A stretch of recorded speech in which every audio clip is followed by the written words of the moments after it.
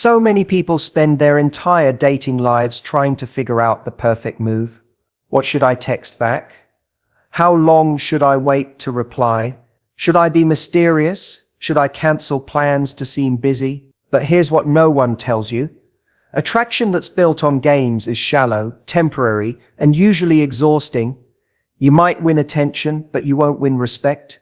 You might spark curiosity, but not commitment. That's because people aren't truly drawn to tactics. They're drawn to energy, and the most magnetic energy you can carry is authentic confidence. When you come from a place of needing someone to like you, you're already giving your power away. It doesn't matter how much effort you put into your appearance or how witty your responses are. If the core energy says, "I hope I'm enough for you," the other person feels that you're auditioning for their approval. And here's the paradox. The moment someone senses you're trying to prove your worth, they subconsciously believe they're above you. That's why trying to impress someone by playing games never works the way you hope it will. It makes them feel powerful, but it makes you feel anxious. Now contrast that with someone who knows what they bring to the table. They don't try to play hard to get, they are hard to get because their standards are clear. They don't need to fake being busy. They are busy living a life that fulfills them. They're not afraid to express interest, but they're also not afraid to walk away when they're not getting what they deserve. That's real confidence, and that's what makes someone captivating. A man doesn't chase a woman because she ignores him. He chases her because he feels something different in her presence, something grounded, something secure, something that doesn't demand his approval but instead invites his effort. That invitation is powerful because it doesn't come with desperation. It comes with dignity. Let's be honest, so much advice today is about scarcity. Keep him guessing. Don't let him know you care. Wait twice as long to reply. But what does that create? Distance. Confusion, a connection that's built on fear rather than truth. If you want a man to really chase you, not just out of ego, but out of admiration, you have to shift your mindset from, "How do I win him?" to "How do I honor myself?" The second you make that shift, everything changes. When a woman shows up without pretending, without editing her personality or walking on eggshells, she becomes rare. Not because she's louder, funnier, or prettier, but because she's real. In a world of people who are constantly performing, someone who is unapologetically herself becomes unforgettable. Confidence isn't arrogance. It's not about proving you're better than someone. It's about being rooted in your value before they validate it. The irony is, when you stop trying to be liked and start standing in your truth, people feel safer around you. They trust your yes because they know you're capable of a no. They lean in because they can sense you won't lose yourself just to be chosen. And that's the kind of presence that doesn't need to chase love. It draws it in. You don't have to compete. You don't have to play mind games. You don't have to mold yourself into what you think he wants. You just have to be rooted in the belief that you are already enough, with or without someone else's attention. That belief will shape every word you say, every boundary you hold, and every standard you refuse to lower. When a man sees that, when he feels that you're not looking for someone to save you, fix you, or complete you, he starts to respect you in a way that most people never get to experience. Not because you were difficult, but because you were clear. You were kind, but open, but not desperate. Loving, but never losing yourself in the process. Men are not chasing games. The right man is chasing clarity. He's chasing the woman who knows who she is and doesn't shrink for anyone. He's drawn to the one who knows her life is full and rich, with or without him in it. And that energy, it's impossible to fake. That's why authentic confidence isn't just attractive, it's unforgettable. There's a certain truth most people feel but rarely say out loud. Your energy always tells the truth, even when your words don't. You can say you're confident, say you're not attached, say you're playing it cool, but if underneath that you're anxious, unsure, and waiting for validation, that energy leaks out in everything you do. You don't attract what you say you want, you attract from the place you actually live emotionally. That's why it's not about strategy, it's about frequency. We all want someone to choose us, to pursue us, to make us feel special. But if the desire to be chosen comes from a place of insecurity, then every interaction is tinged with a quiet need for reassurance.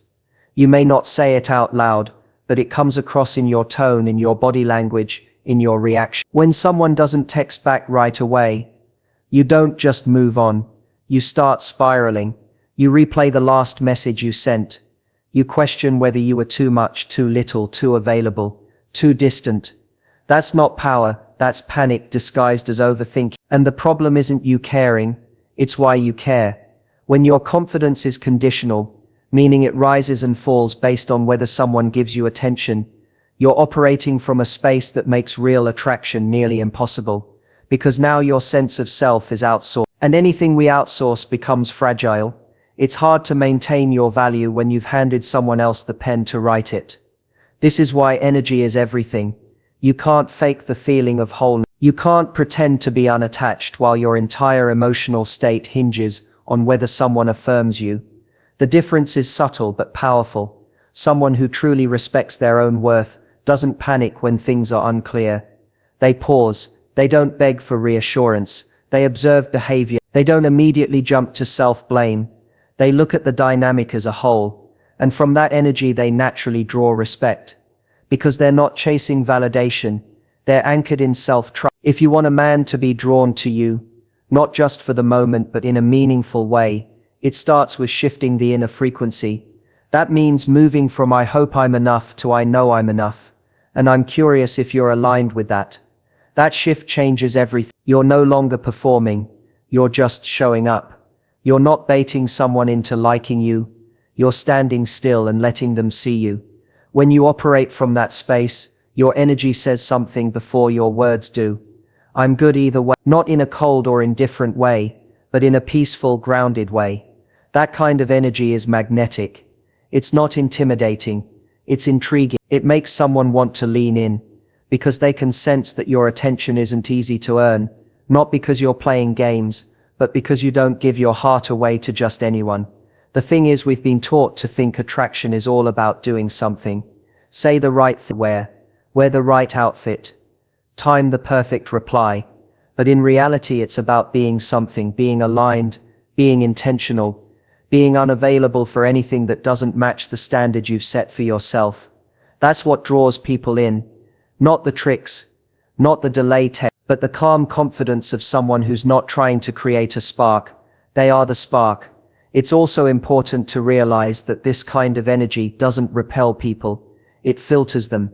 Someone who isn't ready for that kind of self-possession might get intimidated. But that's not your person, because the one who's worth your time won't just be attracted to your confidence, they'll respect it. They'll want to meet you at that level, and they'll feel inspired to rise, not because you pressured them but because your energy demanded a different kind of presence. This is what changes the game. You're no longer trying to control someone else's behavior. You're focused on mastering your own. And that mastery shows. It's in how you respond instead of react. It's in how you hold boundaries without apology. It's in how you don't chase someone just because they show a little interest. You wait to see if they follow through. People can feel whether you're chasing or choosing. They can feel whether your peace is stable or constantly being thrown off course. When a man senses that you're rooted, that you don't need him but would welcome him if he adds value, he moves differently. He steps up because your energy invites the best version of him forward. Not through manipulation, not through withholding, but through presence. At the end of the day, it's not about appearing confident. It's about being confident, from the inside out. That confidence is built, not borrowed. It's what you develop through consistently honoring your worth, again and again even when no one's watching. And once you start living in that frequency, you won't need to make someone chase you. Your energy will do the talking. When you start honoring your own standards, the whole dynamic of dating shifts. Most people get caught in a loop of overgiving, over-explaining and over-justifying just to keep someone's attention. But when you stop tolerating inconsistency and choose to walk away from crumbs, you no longer chase, you command. Because true self-respect is not loud or boastful. It's quiet, steady and incredibly powerful. And that power becomes a filter. It naturally eliminates the people who are only interested in the version of you that accepted less than you deserved. Chasing begins the moment you start shrinking your needs. When you start rationalizing behavior that makes you feel uneasy or undervalued. When you ignore red flags because you don't want to lose the connection. You tell yourself maybe he's just busy, or he'll come around. But every time you make excuses for inconsistency, you send a message, not just to him but to yourself, that your boundaries are flexible and your standards negotiable. That message doesn't inspire someone to step up. It tells them they can step just enough to keep you there, and you'll do the rest. There's a pattern many women fall into. They meet a man with potential, feel a spark, and suddenly their emotional investment skyrockets before the relationship has even earned. They start doing more, giving more, reaching out more, all in the hope that he'll meet them halfway. But that's not how connection deepens. Real intimacy isn't created by trying to pull someone toward you. It's created by giving someone the space to choose you. That means you have to be willing to let silence speak. You have to be willing to let unanswered texts sit. You have to be brave enough to not fill every gap just to avoid discomfort. Because someone who is truly interested will close the gap. They won't leave you in emotional limbo. They won't leave the door half open, expecting you to push it the rest of the way. And if they do, that tells you everything you need to know. Self-respect is not about being hard to get. It's about being hard to keep without effort, consistency, and emotional presence. It's not about playing games. It's about not playing yourself. If you're always the one initiating, if you're always the one making plans, if you're constantly questioning where you stand, you're not in a mutual dynamic. You're managing someone's lack of clarity with your over-effort. There's a moment in every dating situation where you teach someone how to treat you. And it doesn't happen through a big dramatic speech. It happens in the micro decisions, whether you reply instantly to inconsistent behavior, whether you give access to someone who gives the bare minimum, whether you reward emotional laziness with understanding. You're teaching them, this is what I accept. And once that lesson is learned, it's incredibly difficult to unteach it. When you stop chasing and start standing still, something powerful happens.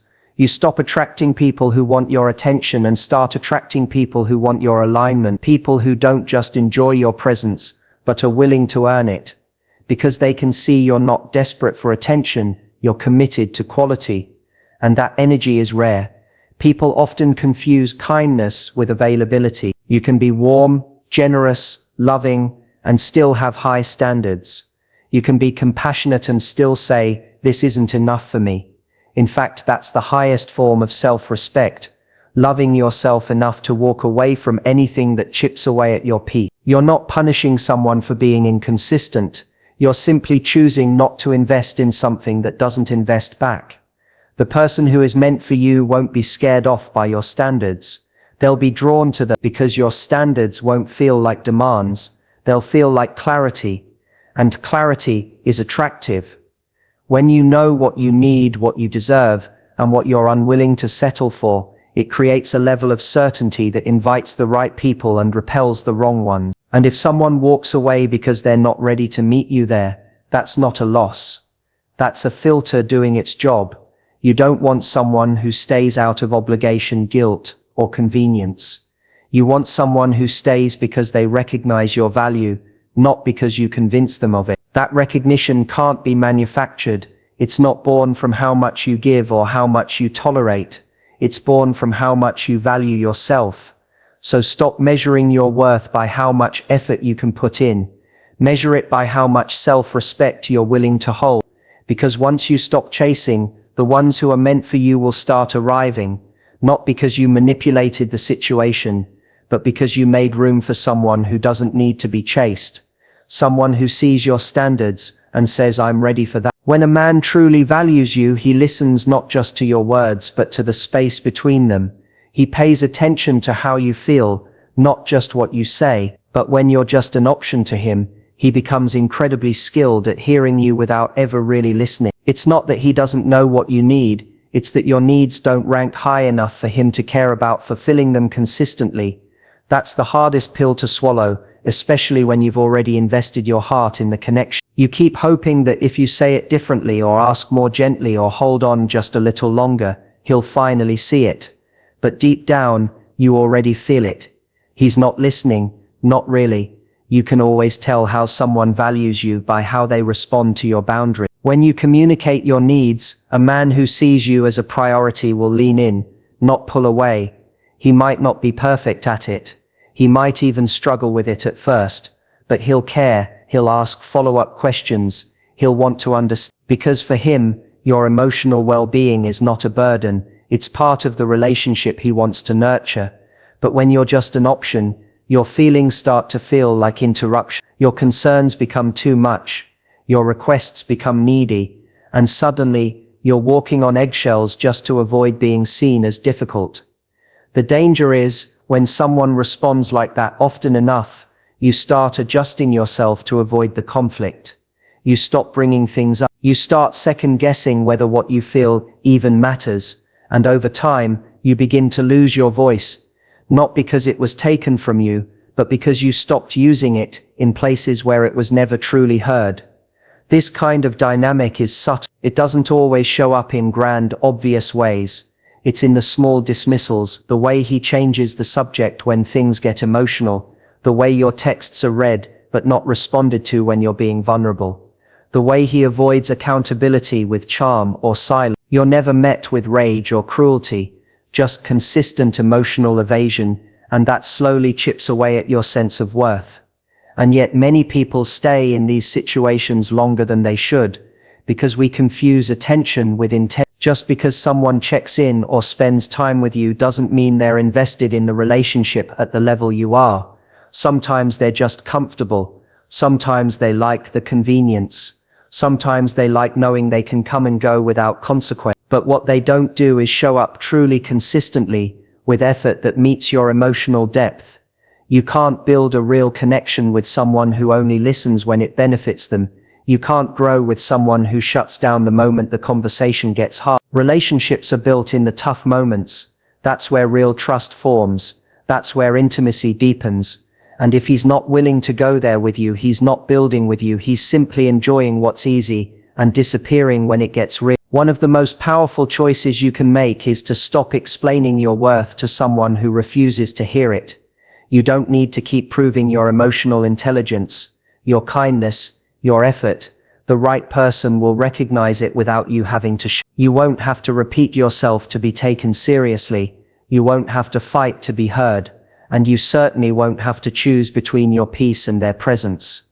There comes a point where listening becomes a form of love, not just listening to respond, but listening to understand, listening with curiosity, with compassion, with care.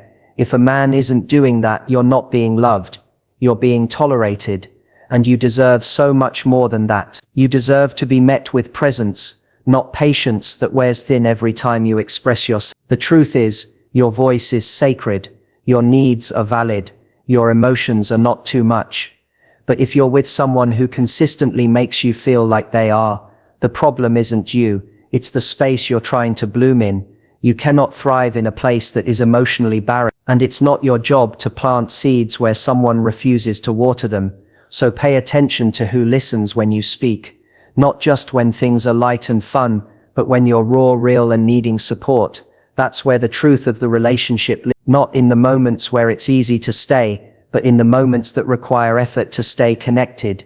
It's tempting to confuse time spent with someone as proof of emotional investment. After all, if he's around, if he calls occasionally, if he's saying some of the right things, doesn't that mean something? But what really matters is the emotional energy he brings to the connection. Being present physically isn't the same as being present emotionally. And this is where so many people get stuck. They mistake proximity for priority. But the truth is, someone can be next to you and still not with you. They can show up, but not show up for you. When a man isn't emotionally invested, his energy becomes inconsistent and shallow. He might text when he's bored, flirt when it's convenient, spend time with you when he has nothing better to do. But when real intimacy is needed, when emotional presence is called for, he vanishes. He pulls away, he gets vague. Or worse, he makes you feel needy for even wanting that depth. That's how you know you're not being valued. You're being managed. Kept just close enough to not walk away, but never close enough to feel secure. True emotional investment looks very different. It doesn't leave you guessing. It doesn't make you question your worth or wonder if you're too much. A man who's truly invested won't let you carry the weight of the connection on your own. He'll bring energy, curiosity, and care into the relationship. He'll check in not just out of habit, but out of genuine concern. He'll remember the things you say, not just because he wants to impress you, but because he values who you are. Emotional presence is a form of respect, and respect is love in action. There's a critical difference between someone who responds to your effort and someone who matches it. A man who is emotionally checked out will wait for you to initiate everything, conversations, plans, emotional check-ins, and only show interest when it's convenient for him. You'll feel like the engine of the relationship, constantly pushing things forward, while he coasts along without urgency. But someone who is truly present will want to be a participant, not just a passive receiver. He won't want to leave you hanging. He'll be there because he wants to be, not because he's afraid to lose you. This kind of presence can't be fake. It can't be manufactured with charming words or the occasional grand gesture. It's in the little things, the way he pays attention when you talk, the way he notices when something's off in your tone, the way he asks follow-up questions because he genuinely cares. Emotional investment is about consistency, not perfection. You don't need someone who never makes mistakes. You need someone who cares when they do. And here's the truth most people avoid. If a man isn't bringing emotional energy into the relationship, it's not because he doesn't know how, it's because he doesn't want to. For this relationship, people bring their best energy where they see value. If he's fully available for his career, his friends, his goals, but constantly too tired, too confused, or too distracted to show up for you, that's not a capacity issue, that's a priority issue. A man who truly wants to build something real with you will find the energy to do so. He won't use confusion or timing as a shield. He won't treat emotional availability like an optional feature. He'll show up even when it's inconvenient. He'll prioritize communication even when he's busy. And he'll invest emotional energy because he knows that's what a meaningful relationship requires. The cost of staying with someone who is emotionally unavailable is high. It drains your spirit. It makes you doubt your worth. It convinces you that maybe you're asking for too much when, in reality, you're asking for the bare minimum. Emotional presence, that slow erosion of your confidence, isn't worth any temporary comfort or surface-level affection. So if you're constantly feeling like you're doing all the emotional work, if you're the one always reaching, always initiating, always wondering, stop and ask yourself, is he really present, or just conveniently near? Is he investing, or are you financing the relationship with your emotional labor while he coasts? The answer is rarely in what he says, it's in what he brings. And if all he's bringing is half interest, confusion, and inconsistent attention, you already know what you need to do. Because someone who truly values you will never make you carry the weight of connection alone. When it comes to love, it's easy to focus on the surface, words, charm, moments of connection, but the truth always reveals itself in patterns, not promises. If a man truly values you, you won't need to chase clarity or beg for consistency. You won't have to convince him of your worth. His actions will align with your value, not just his convenience. The way he listens, the effort he brings, the energy he invests, all of it will speak louder than anything he ever says. And if those things are missing, if you're left constantly questioning your place in his life, then you already have your answer. You were never meant to compete for a space that was never fully offered. You're not here to audition for love. You're here to recognize when it's real, and to walk away when it's not.